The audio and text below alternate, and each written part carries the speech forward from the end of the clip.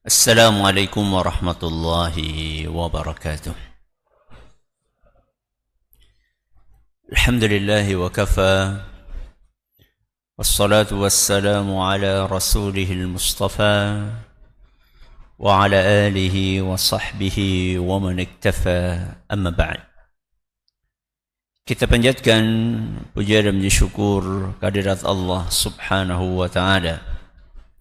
Pada kesempatan malam yang berbahagia kali ini, hari Selasa, malam Rabu, tanggal 1 Rajab 1446 Hijriah, atau yang bertepatan dengan tanggal 31 Desember 2024, kita kembali diberi kekuatan, kesehatan, hidayah serta taufik dari Allah Jalla wa'ala, sehingga kita bisa kembali menghadiri pengajian rutin adab dan akhlak yang kita kaji dari kitab Bulughul Maram, Kitabul Jami' yang ditulis oleh Al-Hafidh Ibnu Hajar Al-Asqalani rahimahullah di Masjid Jenderal Besar Sudirman di Kota Purwokerto ini. Kita berharap semoga Allah Subhanahu wa Ta'ala berkenan untuk melimpahkan kepada kita semuanya ilmu yang bermanfaat, sehingga bisa kita amalkan sebagai bekal untuk menghadap kepada Allah Jalla wa'ala. Allahumma amin. Salawat dan salam semoga senantiasa tercurahkan kepada junjungan kita Nabi Agung Muhammad sallallahu alaihi wasallam, kepada keluarganya, sahabatnya, dan umatnya yang setia mengikuti tuntunannya hingga akhir nanti. Para hadirin dan hadirat sekalian, dan juga segenap pendengar serta pemirsa rahimani wa rahimakumullah. InsyaAllah pada hari ini kita akan menyelesaikan pembahasan tentang hadis nomor 59 yang sudah kita kupas pada beberapa pertemuan yang lalu. Dan kali ini kita akan membahas kalimat terakhir yang disampaikan oleh Nabi kita Muhammad sallallahu alaihi wasallam dalam hadis tersebut. Kita akan bacakan hadisnya terlebih dahulu. Wa 'an Ibnu Abbas radhiyallahu anhu maqal, dari seorang sahabat Nabi SAW yang biasa kita kenal dengan julukan Ibnu Abbas. Semoga Allah meridai beliau berdua. Beliau berkata, qala Rasulullah sallallahu alaihi wasallam, Rasulullah sallallahu alaihi wasallam bersabda, la tumari akhak. Pesan Nabi SAW yang pertama, jangan engkau berdebat dengan saudaramu. Wala tumazihhu. Pesan yang kedua, jangan bercanda berlebihan dengan saudaramu. Pesan yang ketiga yang akan kita bahas malam hari ini, wala ta'idhu mau'idan fatukhlifah. Jangan sampai engkau sudah berjanji kepada saudaramu kemudian engkau tidak menepatinya. Akhrajahu Tirmidzi bisanadin fihi dha'fun. Kata Imam Ibnu Hajar, hadis ini diriwayatkan oleh Imam At-Tirmidzi dan sanadnya ada kelemahannya. Hari ini kita akan membahas pesan yang ketiga yang disampaikan oleh Nabi SAW di dalam hadis ini, yang walaupun hadisnya menurut Imam Ibnu Hajar dhaif sanadnya, akan tetapi banyak dalil-dalil lain baik dari Al-Quran maupun hadis Nabi SAW yang mendukung konten utama dari hadis ini. Nabi SAW berpesan, wala ta'idhu mau'idan fatukhlifah.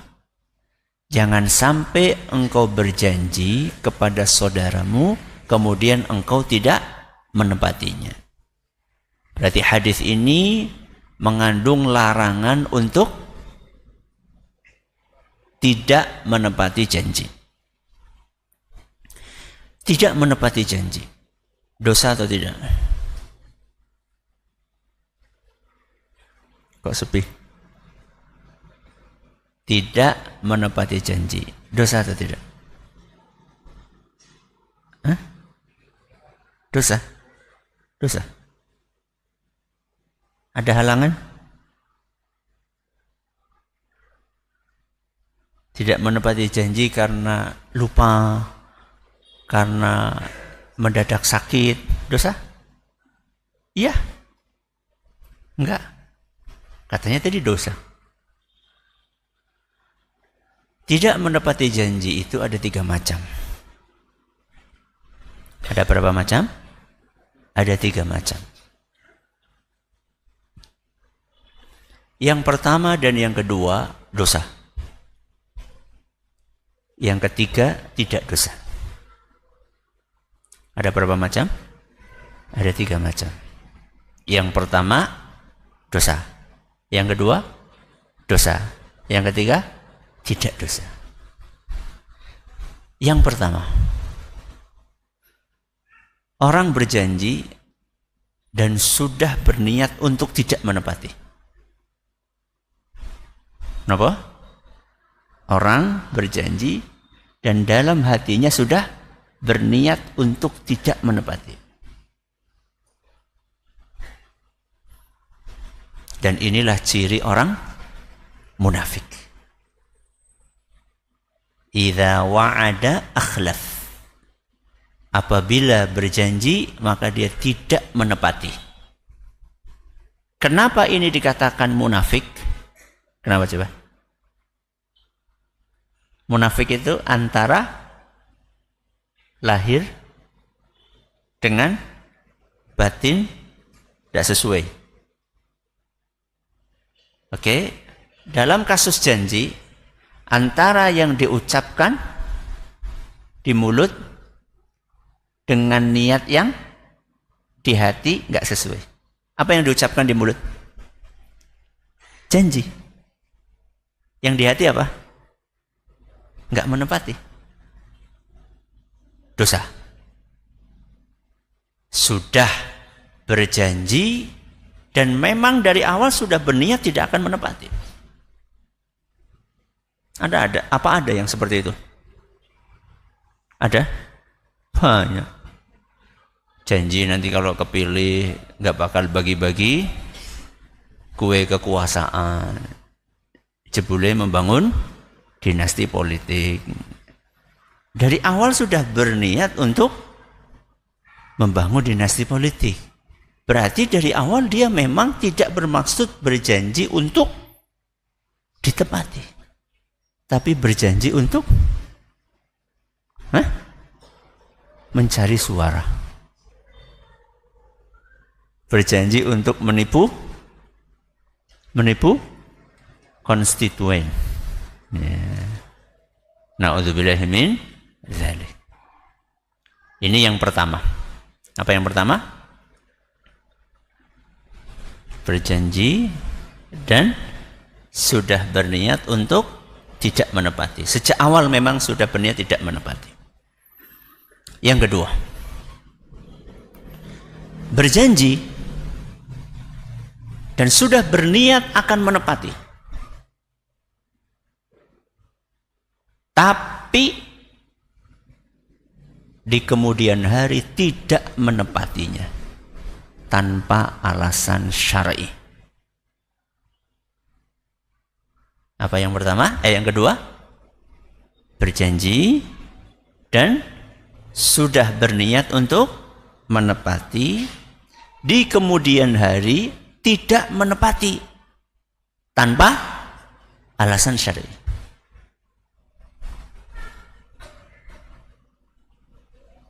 Apa bedanya sama yang pertama?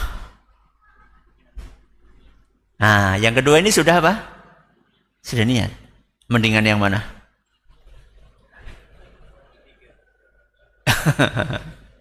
Ya daripada yang pertama, ya udah jelas-jelas dari awal. Ya. Tapi sama-sama tidak boleh. Yang kedua pun tidak boleh. Tanpa ada alasan syar'i. Dan iya aku teka, temenan, swear. Nah, aku swear mending. Begitu datang hari H, langsung bebeh. Bebeh itu alasan syar'i bukan? Bukan. Oke. Ini yang keberapa? Yang kedua. Yang ketiga. Berjanji dan sudah berniat untuk menepati. Di kemudian hari tidak menepati karena ada alasan syar'i. Ada uzur syar'i. Apa bedanya sama yang kedua? Apa bedanya? Yang ketiga ini ada alasan syar'inya. Apa contohnya alasan syar'i? Sakit, apa lagi?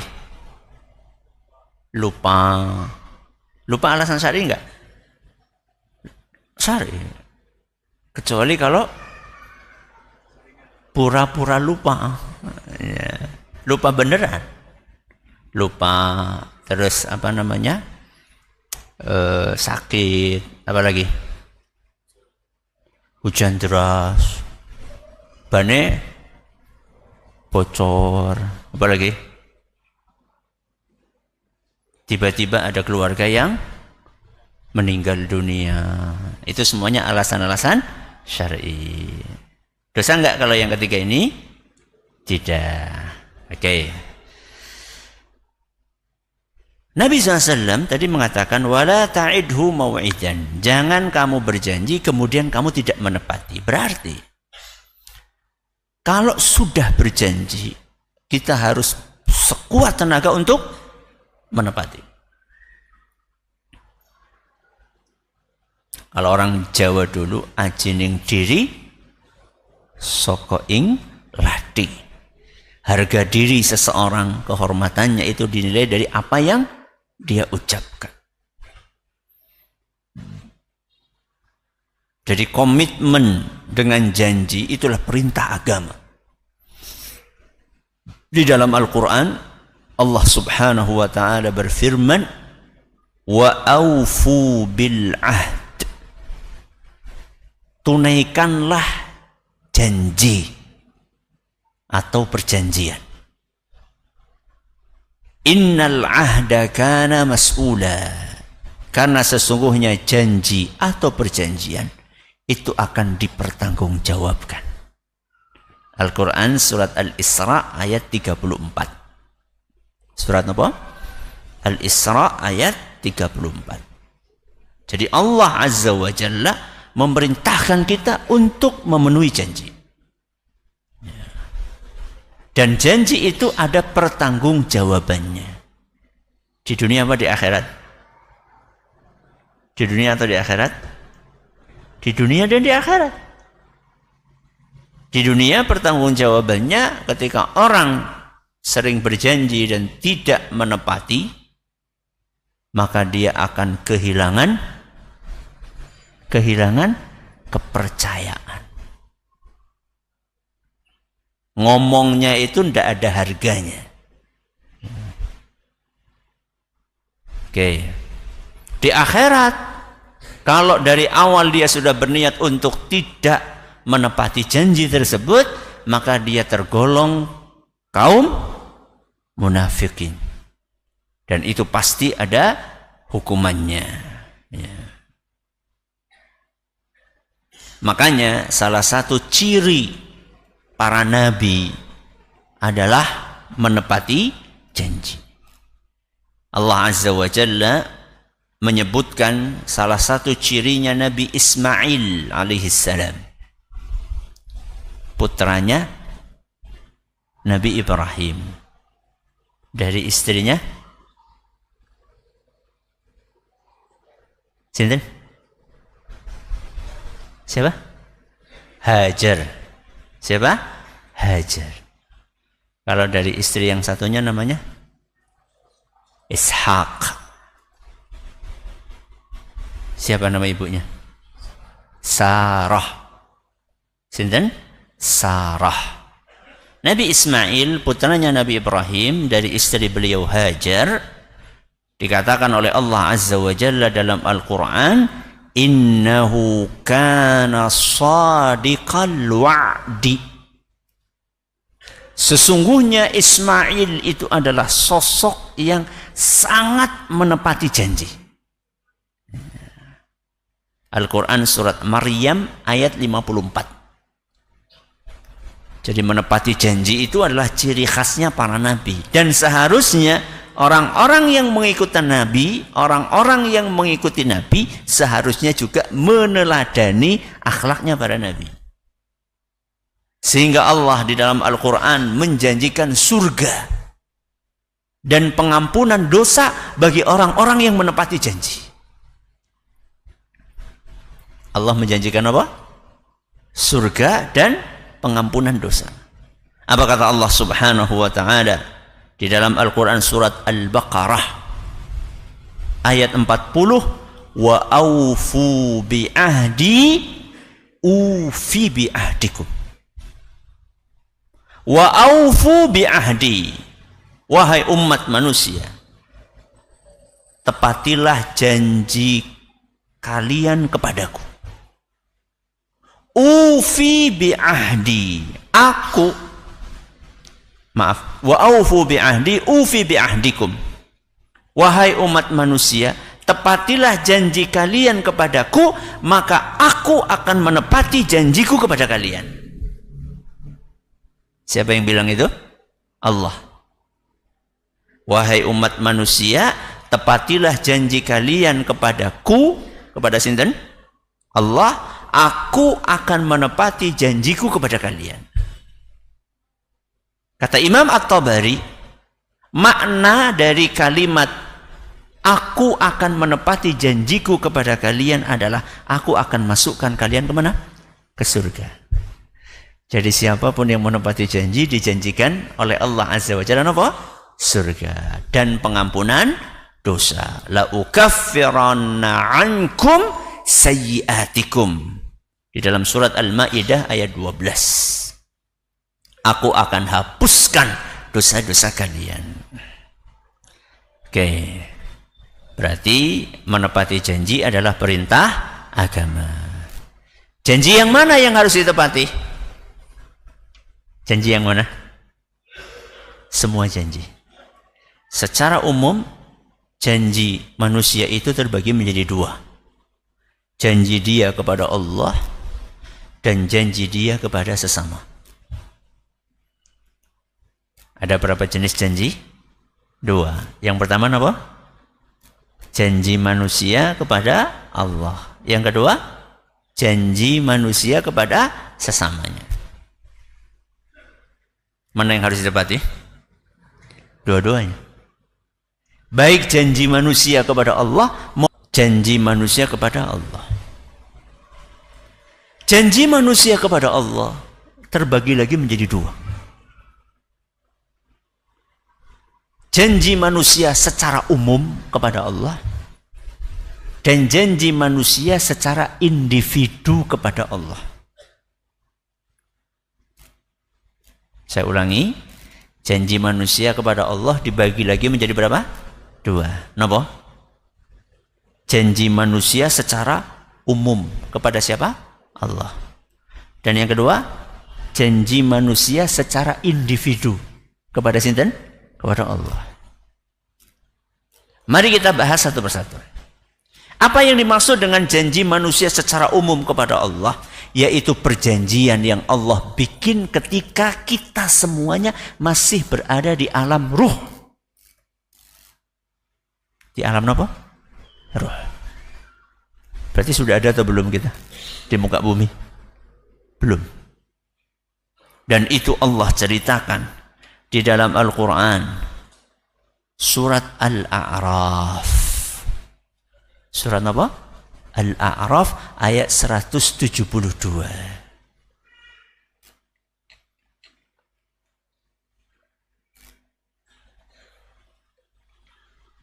Apa kata Allah Subhanahu wa ta'ala?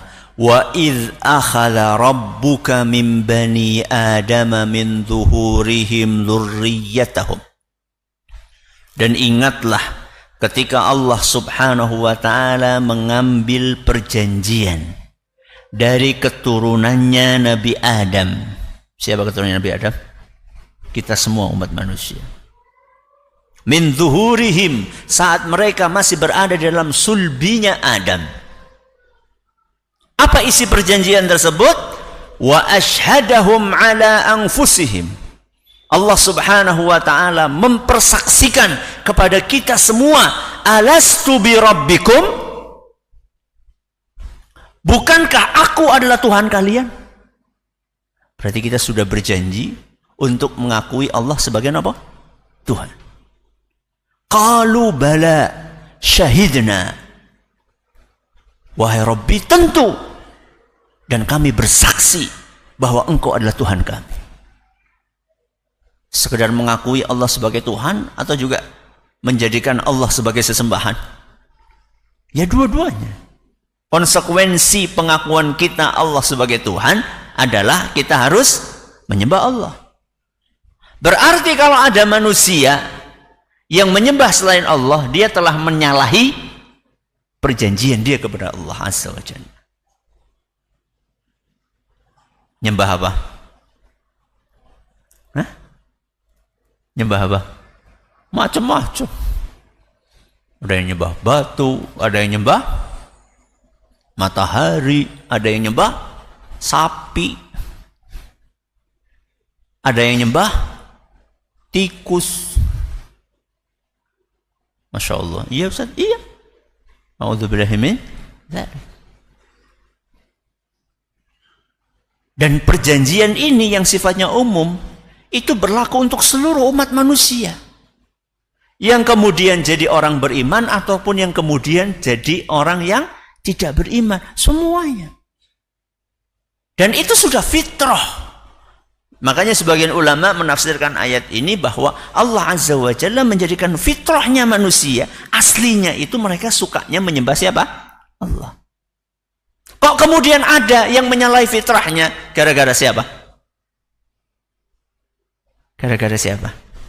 Nomor satu yang harus bertanggung jawab adalah orang tuanya.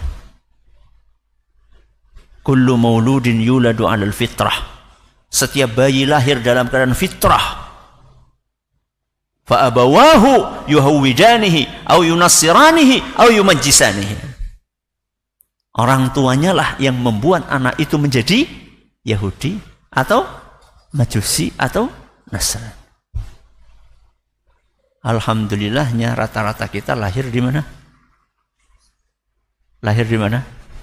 Keluarga Muslim. Nikmat bukan? Nikmat bukan? Emang kita pernah pesan sama Allah, wahai Rabbi, lahirkan aku di keluarga Muslim? Pernah? Kapan pesannya? Tidak pernah. Itu murni karena karunia Allah kepada kita. Rata-rata dari kita itu beragama Islam bukan setelah perjuangan dan pencarian seperti siapa? Salman. Seperti Salman Al-Farisi. Melakukan perjalanan dari mana? Al-Farisi mana? Persia. Ribuan kilometer. Sempat dijual, sempat dijadikan budak, sempat ditipu, sempat dibohongin, sempat mau dibunuh demi untuk mencari apa? Islam. Kita dan saya dan jenengan nyari? Enggak. Ucuk-ucuk mak lahir ceprot, bapak ibunya wis apa? Islam. Alhamdulillah, itu karunia dari Allah SWT. Dan itu wajib apa? Disyukuri. Oke, ini perjanjian yang sifatnya apa? Umum. Kemudian janji manusia kepada Allah ada yang sifatnya individu, personal.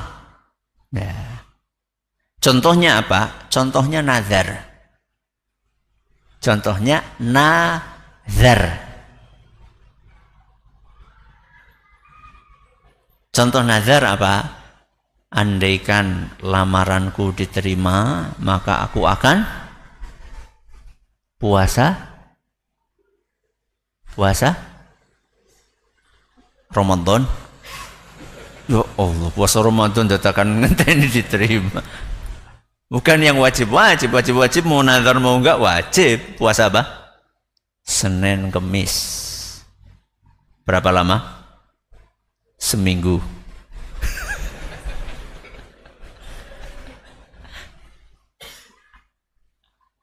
Sebagian orang tuh mengira ya, kalau nazarnya semakin dahsyat, terus hajatnya semakin apa? Bakal dikabulkan. Enggak. Nazar itu tidak mengubah takdir. Ya. Bahkan kata Nabi SAW, nazar itu bikin hanya innama yustakhraj itu biasanya dilakukan oleh orang yang pelit. Jadi jangan merasa, keren ya nazar ya. Tapi kalau sudah terlanjur nazar, wajib ditepati. Ya. Nazar itu nggak mengubah takdir. Kalau memang takdirnya ditolak, ya tetap ditolak. Walaupun dia bernazar puasa Senin Kemis 10 tahun, nggak mengubah nazar itu. Ya. Kenapa kok dikatakan orang yang bernazar itu biasanya pelit? Kenapa? Karena mau beribadah sama Allah, pasang apa? Pasang syarat. Ya. Saya mau puasa Senin Kemis, tapi syaratnya, Masya Allah, masang syarat sama siapa? Sama Allah. Kok si siapa? Masang syarat sama Allah. Emang nikmat Allah itu cuma itu tok, banyak banget nikmat Allah yang Allah berikan kepada kita. Pakai pasang-pasang syarat aja sama Allah. Ya. Tapi kalau sudah terlanjur dilakukan, maka itu janji dan wajib untuk ditunaikan. Makanya apa kata Allah Subhanahu wa taala di dalam Al-Qur'an surat Al-Hajj. Surat apa? Al-Hajj ayat 29. Wal yufu nuzurahum. Wajib bagi mereka untuk menunaikan nazar mereka. Jadi kalau sudah nazar, wajib dipenuhi. Makanya sebenarnya nazar itu ada unsur mempersulit diri sendiri. Kenapa demikian? Karena sesuatu yang aslinya tidak wajib, terus jadi apa? Wajib. Contohnya apa tadi? Apa tadi contohnya? Senin Kemis. Senin Kemis, puasa Senin Kemis hukumnya apa? Sunnah. Gara-gara nazar terus jadi apa? Wajib. Wajib atas siapa? Atas si penazar. Aslinya sunnah. Akhirnya dia persulit diri sendiri. Ya. Apalagi kalau misalnya nazarnya berat. Mengatakan saya akan puasa Senin Kemis 10 tahun berturut-turut ora bolong. Nek bolong baleni maning. Medeni kowe. Dia pikir dengan seperti itu bakalan apa? Hajate dilancarkan. Enggak. Nazar tidak mengubah apa tadi? Takdir Allah Azza wa Jalla. Jadi ini adalah janji kita kepada Allah yang sifatnya apa? Personal, individu. Ya.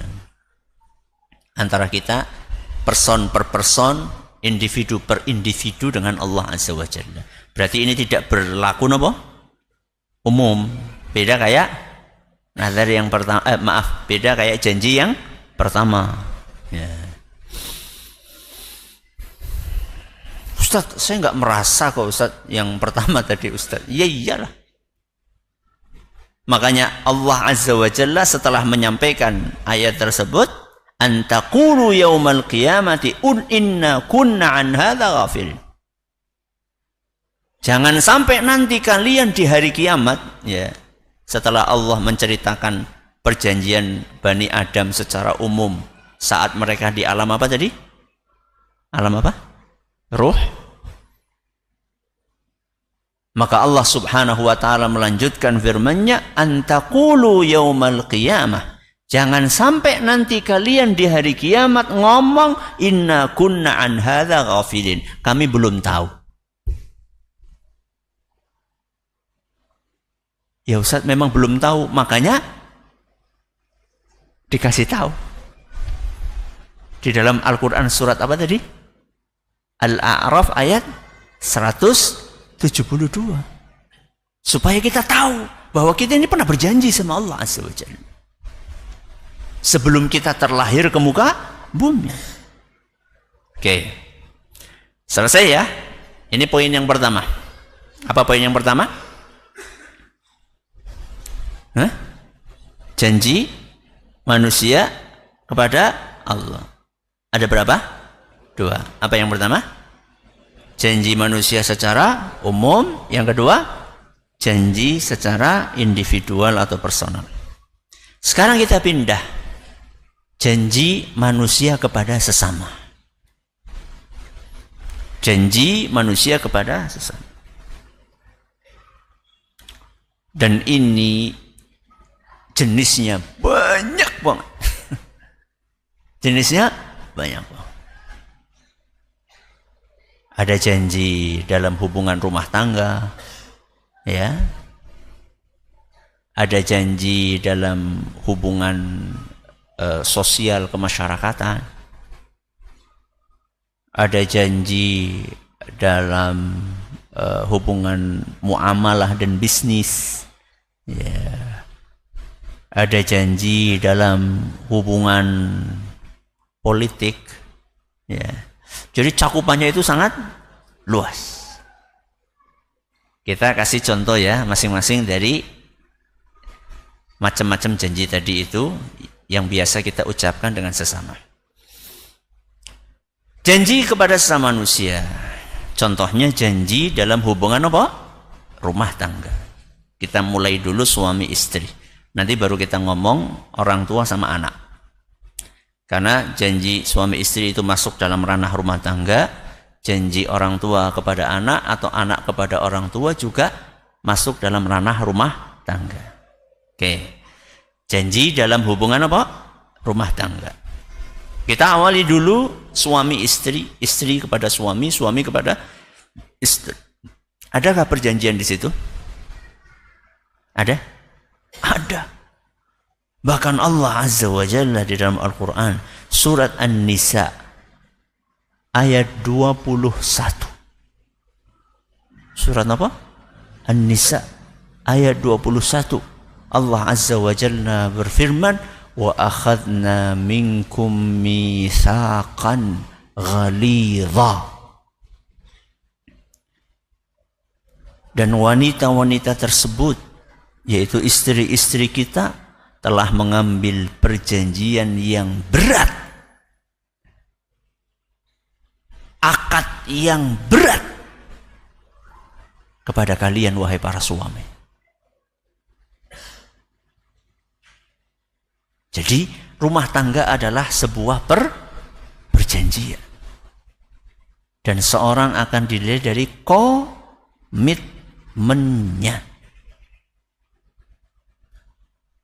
Apa yang harus kita tunaikan? Kewajiban-kewajiban yang sudah dijelaskan oleh agama kita. Yang punya kewajiban suami kepada istri atau istri kepada suami? Dua-duanya. Saksi utama pernikahan itu siapa? Allah Azza wa Jalla. Jadi jangan katakan surana saksi ini pada mati. Saksinya berapa? 2. Ingat, perjanjian itu disaksikan oleh saksi utama, yaitu Allah. Wa kafa billahi syahida. Dan Allah sebenarnya sudah cukup untuk menjadi saksi. Kewajiban seorang suami kepada istrinya, kewajiban untuk memberikan nafkah secara apa? Lahir dan batin, ya. Kewajiban untuk mendidik istrinya, untuk melindungi istrinya, Itu sudah kita tunaikan atau belum? Dan itu akan kita pertanggungjawabkan di hadapan Allah. Kullukum ra'in wa kullukum mas'ulun an ra'iyatih. Setiap dari kita adalah penanggung jawab. Setiap dari kita adalah pemimpin. Dan kita akan dimintai pertanggungjawaban atas amanah yang telah Allah bebankan kepada kita. Jadi kalau misalnya kita punya istri sampai sekarang belum sholat, itu kita nanti akan ditanya sama Allah Azza wa Jalla. Atau kita punya istri sampai sekarang belum menutup aurat, itu nanti akan ditanya oleh Allah Azza wa Jalla. Itu kewajiban kita. Untuk mendidik mereka, untuk mengarahkan mereka, untuk menafkahi mereka. Apalagi yang istrinya 2. Apalagi yang 4. Apalagi yang 1. Yang 1 wajib atau tidak? Wajib. Sudah 1 diterlantarkan pula. Hai gue rembojo maning. Ora rumangsa ge wong. Sudah istri cuma 1 diterlantarkan, nekat mau nikah lagi. Saya bukan lagi melarang orang berpoligami, karena saya pun juga pengen gitu loh.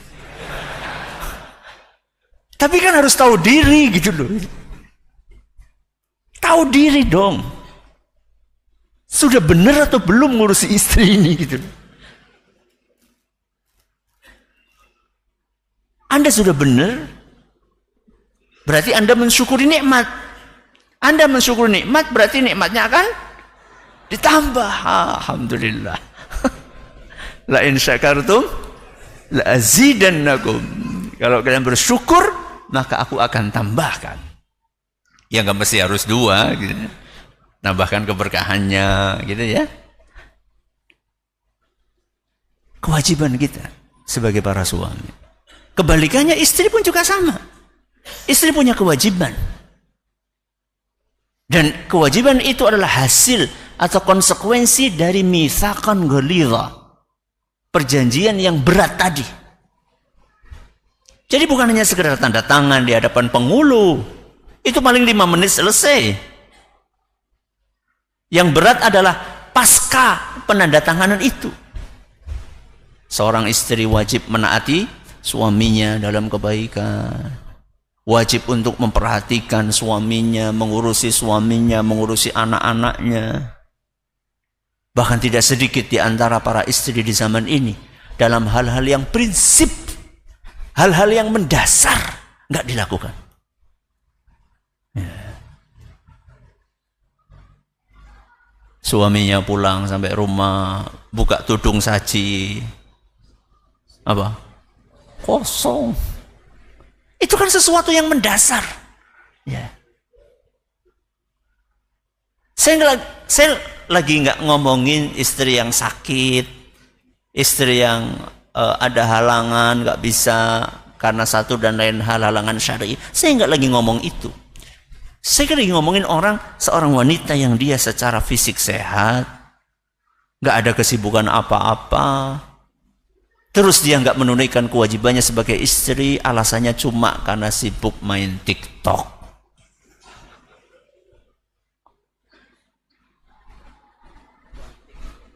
Ya.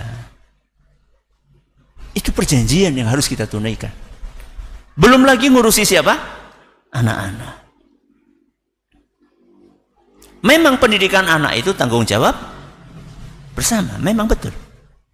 Akan tetapi Anda sebagai seorang istri ketika tahu suaminya itu lagi keluar untuk bekerja mencari nafkah, maka anak-anak itu ada di rumah. Makanya apa kata Nabi SAW? Wal mar'atu ra'iyatun ala ahli baiti zawjiha. Wanita itu bertanggung jawab untuk merawat keluarga atau anak-anak dari suaminya. Itu hasil dari pernikahan mereka berdua.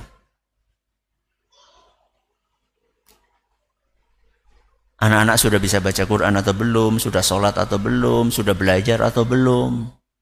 Ya. Hal-hal yang mendasar seperti ini pun kadang-kadang belum ditunaikan.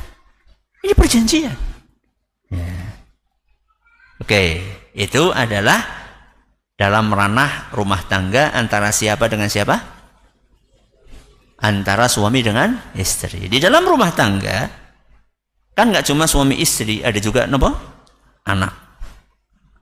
Nah di sini pun seringkali orang tua berjanji kepada anak atau anak berjanji kepada orang tua. Ini pun juga wajib untuk ditunaikan. Ya. Seorang bapak atau seorang ibu sudah menjanjikan kepada anak-anaknya, pokoknya nah insya Allah pendidikanmu akan Abi dan Umi, akan bapak dan ibu perhatikan semaksimal mungkin. Mana buktinya? Jangan om do. Jangan omong doang. Dicarikan sekolah yang terbaik, ya nggak cuma sekedar disekolahkan, tapi begitu pulang dari sekolah juga dipantau belajarnya di rumah. Bahkan sampai yang janji-janji yang mungkin sifatnya ya sekedar untuk menyenangkan anak, udahlah nak, pokoknya Abi janji akhir pekan kita akan jalan-jalan. Ya. Sudah usah ditunaikan jalan-jalan di sekeliling apa? Perumahan.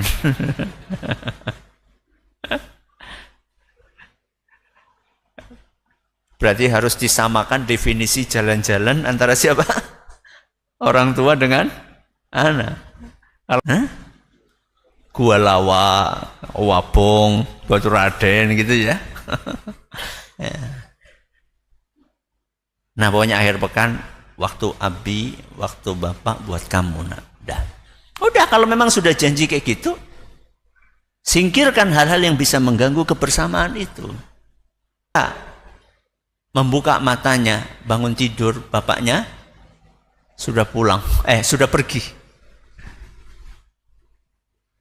Dan ketika bapaknya pulang kerja, dia sudah tidur.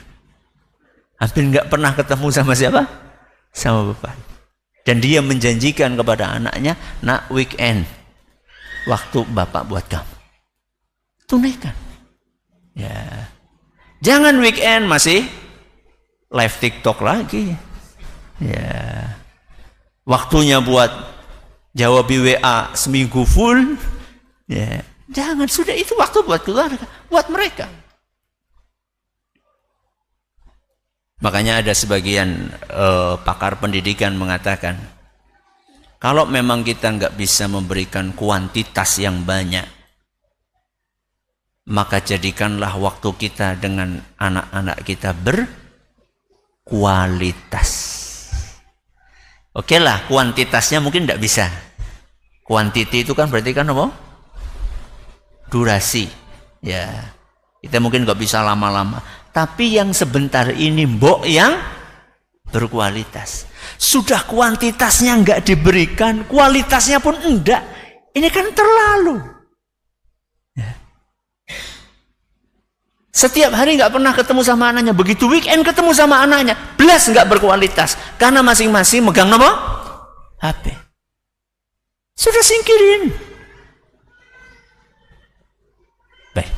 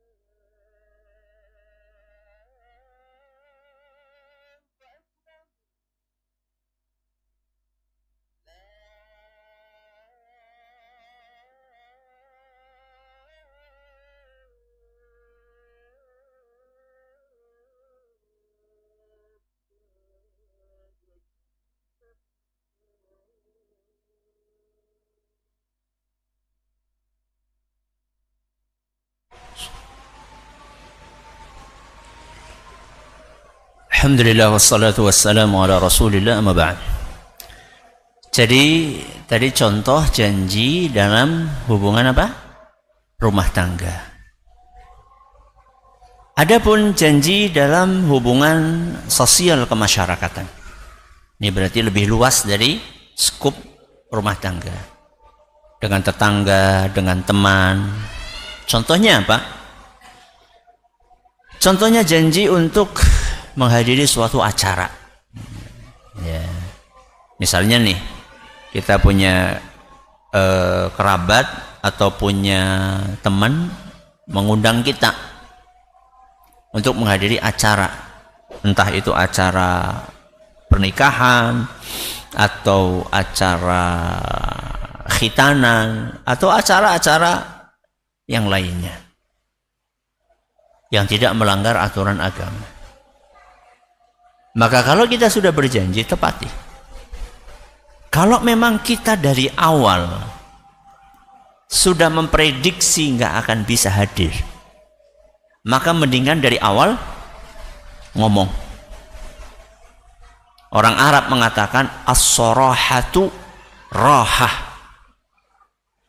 Keterus-terangan itu akan membuat hati menjadi nyaman. Wah, maaf loh, saya nggak bisa. Agenda saya padat banget. Jadi jangan pakai wuh. Ya, jangan apa? Pakai wuh. Kita ini orang apa? Orang Jawa. Priwe ya. Ya. Udah, kalau memang nggak bisa ngomong, nggak bisa. Daripada ya saya usahakan, ya janjilah. Saya janjilah. Iya ya. Temenan loh. Iya ya, temenan loh. Padahal dia sudah melihat agendanya itu tidak memungkinkan atau jaraknya nggak memungkinkan. Teman kita tinggalnya di Aceh. Di mana? Di Aceh. Kitanya tinggal di Papua. Hadir ya walimah khitan anakku.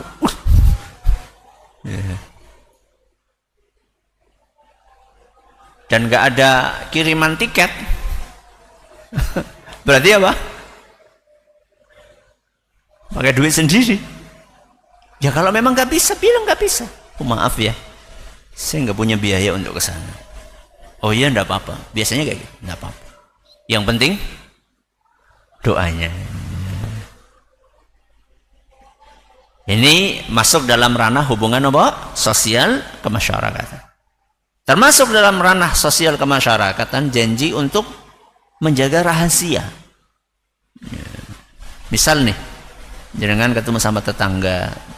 Sudah percaya banget tetangga itu sama jenengan. Tolong ya, saya punya rahasia seperti ini. Jangan diceritakan. Benar, jangan diceritakan. Saya sampaikan ini kepada kamu tok. Itu kalau sudah dapat janji seperti itu, atau dapat rahasia seperti itu dan berjanji untuk akan merahasiakannya, jangan kemudian diceritakan kepada siapa? Istri kita. Dek, ini janji loh. Rahasia loh teman, ada cerita-cerita. Nanti istrinya bilang sama anaknya, Dok, ini bapak bilang rahasia loh, jangan diceritakan sama siapa-siapa. Nanti anaknya cerita sama temannya, akhirnya menjadi rahasia se-RT. Ya.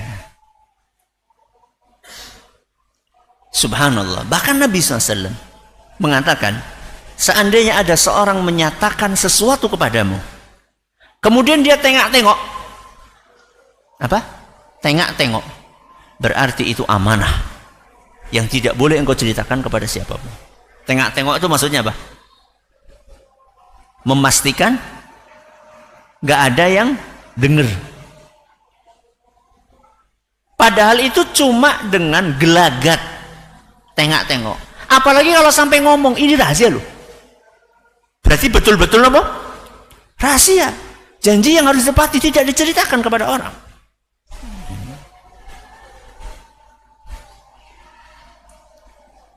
Yang namanya ustadz itu kadang-kadang kan menjadi tempatnya curhat orang gitu ya. Urusan rumah tangga gitu ya. Ya mungkin karena nggak bisa diselesaikan sendiri, Akhirnya datang kepada Ustaz, urusan rumah tangga, suami gini, istri kayak gini. Itu seorang yang mendapatkan amanah seperti itu, dia harus hati-hati betul. Misal nih, istrinya nanya, "Mas, siapa tadi Mas?" "Tamu." Apa sih? Nah, biasa kepo. Apa sih? Ya adalah. Jadi harus menjaga rahasia tersebut. Jangan gampang-gampang cerita. Ini terkait dengan janji dalam hubungan sosial kemasyarakatan. Terus contoh yang lain. Janji dalam urusan muamalah atau bisnis, ya. Muamalah atau bisnis. Ya, muamalah itu contohnya misalnya dalam urusan utang piutang. Jadi kalau sudah berjanji bakal membayar setiap tanggal 1 misalnya, ya, maka dalam kondisi bagaimanapun itu dijadikan prioritas.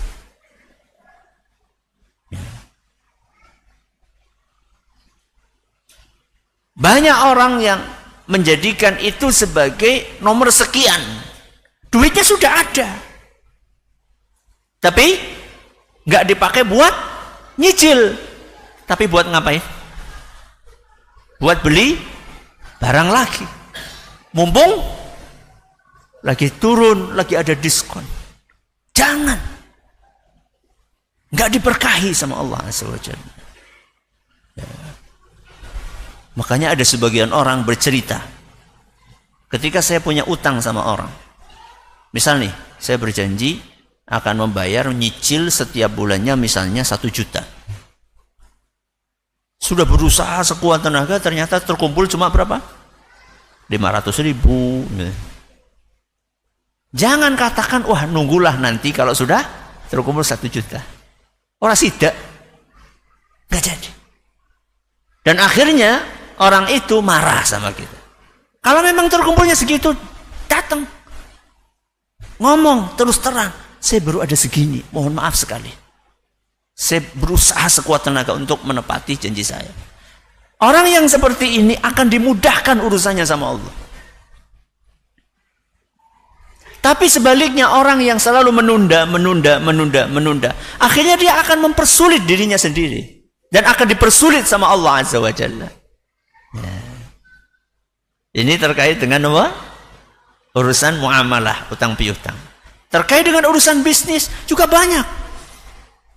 Janji, pokoknya saya sediakan barang asli. Ternyata aspal. Ya. Asli tapi palsu. Janji ini ya, saya akan datangkan barang KW 1. Ternyata datangnya KW 5. Pokoknya jaminanmu tuh kalau mangga dari saya mesti manis. Jebule kecut. Jadi kalau memang kita ini sudah berkomitmen, sudah berjanji, penuhi janji tersebut. Itu dalam ranah apa? Muamalah dan bisnis. Yang terakhir dalam ranah apa? Dalam ranah politik. Ya, dalam ranah politik. Dan ini amat disayangkan, banyak sekali orang-orang yang tidak menepati janjinya. Pokoknya kalau saya kepilih nggak bakalan ngutang. Jebule ngutang maning.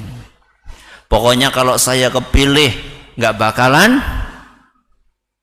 menaikkan pajak. Ternyata menaikkan pajak lagi. Pokoknya kalau saya bakal terpilih, kalau saya terpilih, saya nggak akan bangun dinasti politik. Ternyata yang dibangun adalah dinasti politik. Pokoknya kalau misalnya saya kepilih, korupsi akan dibabat habis. Janji-janji yang seperti ini ketika sudah diucapkan, maka harus dituruti, harus dipenuhi, harus ditunaikan janji tersebut. Yang ngeri itu kalau misalnya saat berjanji, dia sudah berniat dari hati untuk tidak menepati. Atau kasus yang kedua, apa tadi? Sudah berniat untuk menepati, tapi dia tidak tepati tanpa alasan syar'i. Itu ngeri itu. Saya bukan lagi membahas tentang kasus yang ketiga. Apa kasus yang ketiga? Sudah berjanji dan berniat untuk menepati, cuman ada alasan syar'i. Saya nggak bahas itu. Kalau itu insya Allah mudah-mudahan dimaafkan sama Allah Subhanahu wa ta'ala. Makanya siapapun yang terjun ke dunia politik, hati-hati, jangan gampang obral janji. Jadi kalau mau berjanji sesuatu, itu betul-betul dipertimbangkan, ini bisa nggak untuk dipenuhi. Kalau nggak bisa dipenuhi, jangan janji. Karena pertanggungjawabannya dunia akhirat. Oke, kita ulangi nggih. Janji secara umum terbagi menjadi berapa? 2. Apa yang pertama? Janji manusia kepada Allah. Yang kedua, janji manusia kepada sesama. Janji manusia kepada Allah bisa lagi dibagi menjadi berapa? 2. Napa? Janji manusia secara umum kepada Allah, terus janji manusia secara personal atau individual. Terus janji manusia kepada sesamanya ada dalam banyak ranah. Saya sebutkan tadi dalam ranah apa? Rumah tangga. Terus dalam ranah sosial kemasyarakatan. Terus dalam ranah muamalah dan bisnis. Dan yang terakhir dalam ranah politik. Dan masih banyak contoh-contoh yang lainnya. Ini yang bisa kita pelajari pada kesempatan kali ini. Alhamdulillah kita telah menyelesaikan hadis nomor 59, dan insya Allah di pertemuan berikutnya kita akan pindah ke hadis nomor 60. Semoga Allah Subhanahu wa ta'ala berkahi majelis kita dan karuniakan kepada kita ilmu yang bermanfaat. Terima kasih atas perhatiannya.